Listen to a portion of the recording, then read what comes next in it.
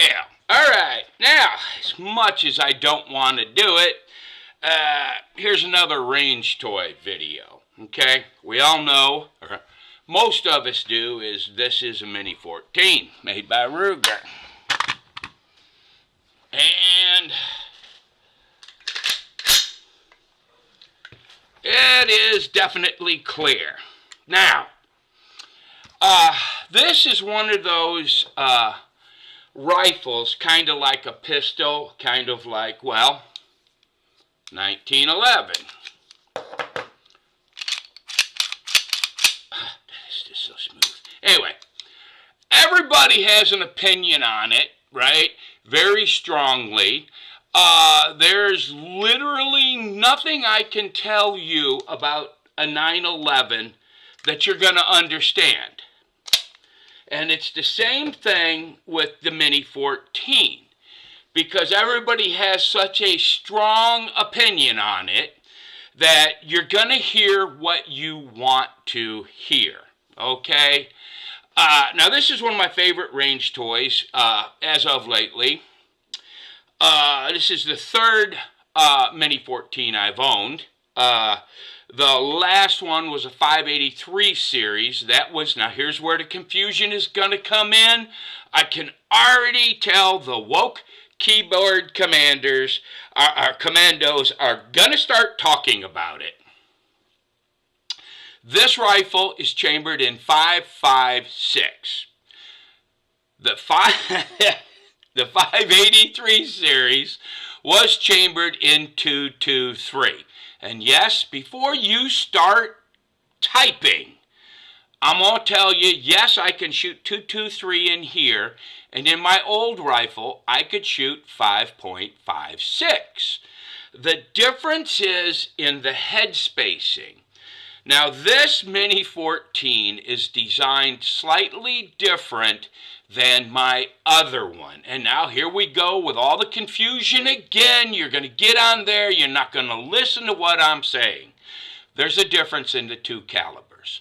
They're interchangeable, yes, to a certain extent, but it's just like I have another rifle that's chambered in 7.62, by 50, and it will shoot a 308, okay?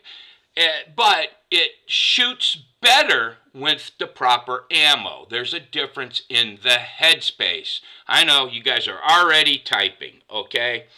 The difference is in the new 585 series is you can actually tell when you're shooting it. It's been beefed up a little bit more inside to handle the new 5.56 A2 or A3 ammo, whatever it is. I could have told you a week ago. I'm an old guy and I forgot, right?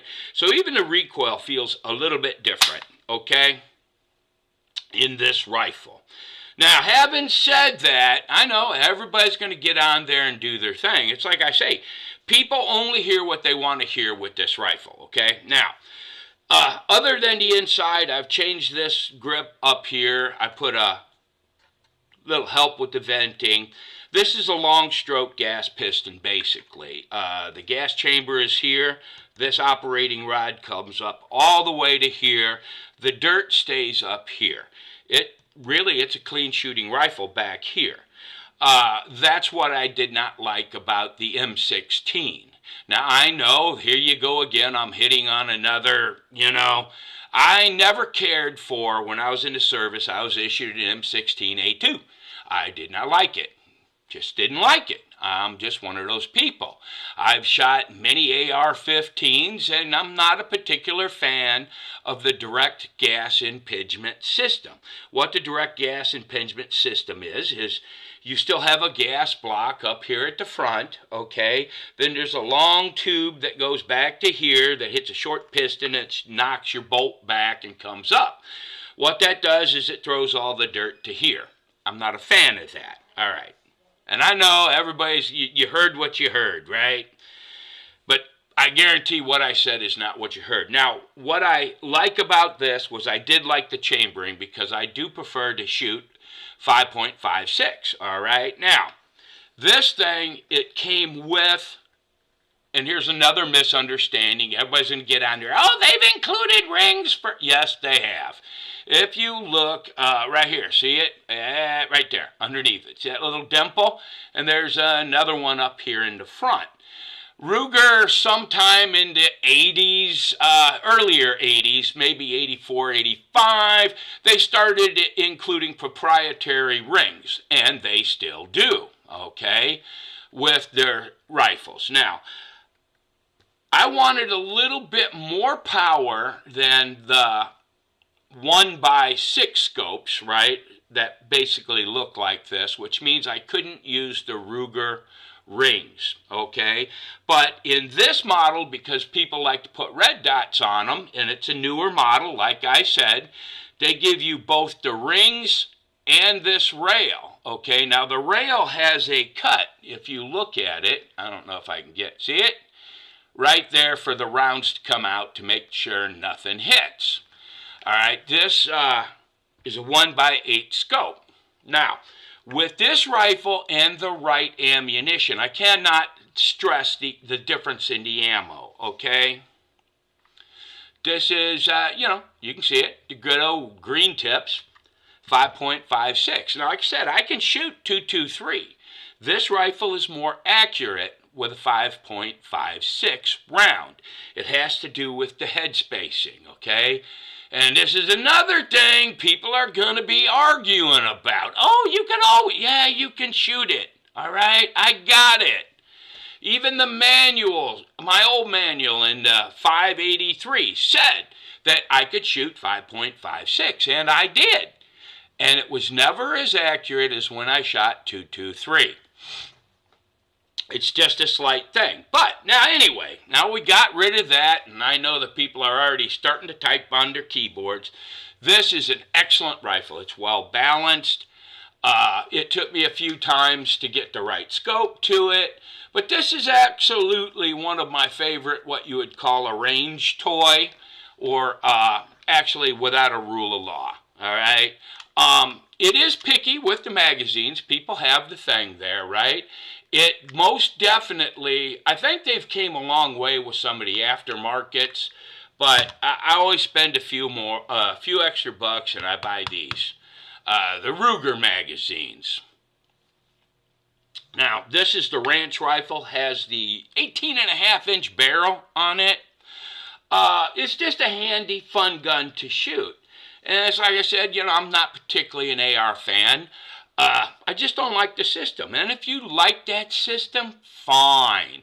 But I believe that if Ruger would have gone after a military contract, there was a lot of, at the time, there was a lot of anger against the Mini 14, right? I think if they'd have manufactured the Mini 14 in a different caliber and started right off with a synthetic stock, I believe the outcome would have been far, far better.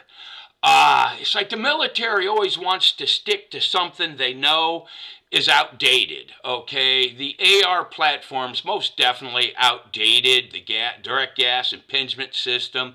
There are far better rifles out there in the world now than the AR, what do you call it now, the M4, okay? And basically the difference between an M4 and the M16 is the shortened barrel reworked gas system. Every time you shorten a barrel, you got to do something to the gas system. But this rifle right here, it's got the thicker profile barrel. You can actually see it right here, which means you don't have to put your harmonic stuff up there. And it will, with really good ammo, this will shoot 1 MOA.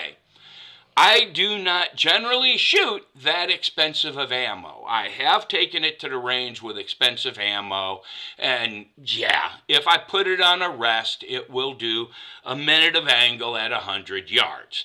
Now, you got to understand, besides having a nice rifle, the most important thing to accuracy is the ammunition you're shooting. There's a good reason some ammunition is a lot more expensive than other ammunition. I'll touch on it briefly, but you can look it up online.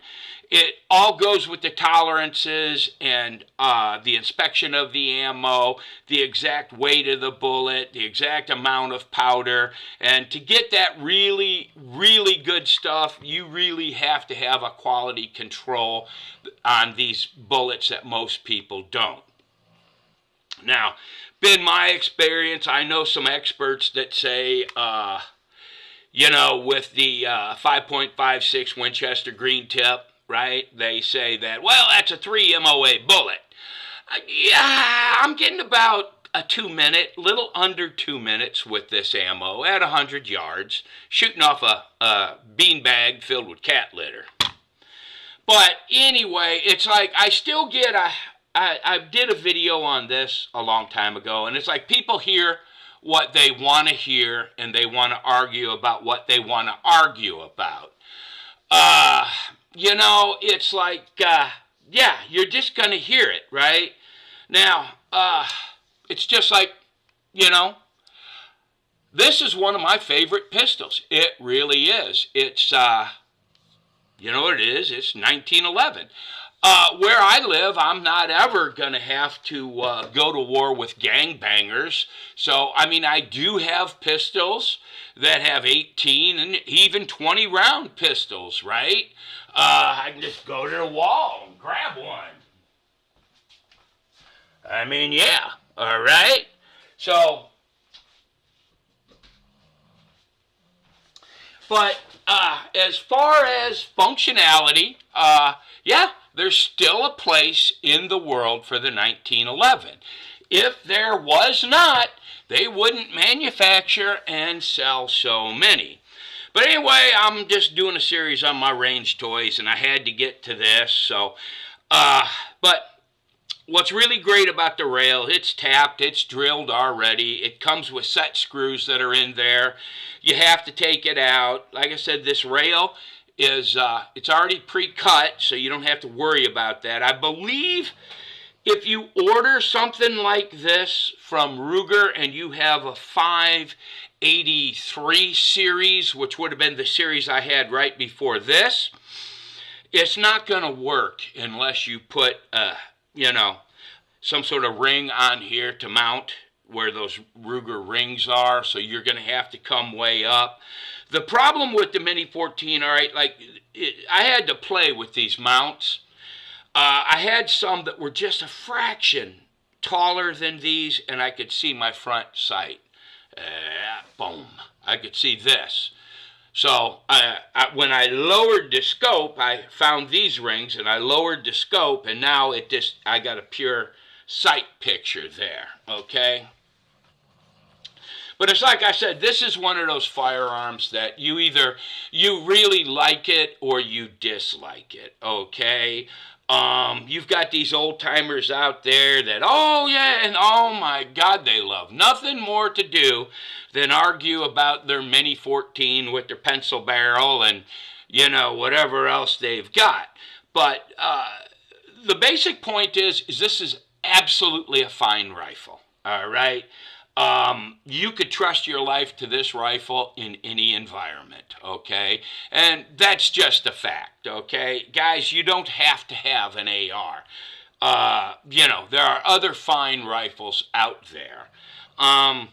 But anyway, this is just what I like. You can tell that this is one of my favorite rifles because I have a couple of rifles that I've put these blue stocks on. Why? I don't know. I like blue. But, it doesn't always have to look too tactical. But anyway, like I said, it's a 1x8 scope. This is absolutely a fine rifle. It's a lot heavier than an AR, I'll give you that.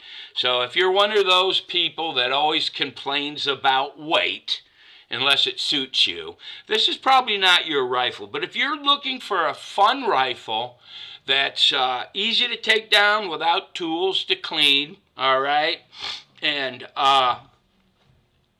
just something fun to shoot that's not the same as every other AR in the world, you should probably think about getting one of these. But anyway, this is, like I said, this would be like my go-to gun. And, it's like when I made this, I might be sounding like a smartass in this video, and there's good reason for it. Every time I put this rifle in front of a camera or a 1911 of any kind in front of the camera, you get all these insane comments, okay? Because people hear what they want to hear. It's just like politics, I reckon. Yeah, I mean, it's like people will come up with comments. I'm like, that's not what I said. All right, you're reading too much into it. The one thing about this is you've got to understand. Let me see if I can get her in there. Yeah, there it is. You got them rocker magazines. There. Well, nope.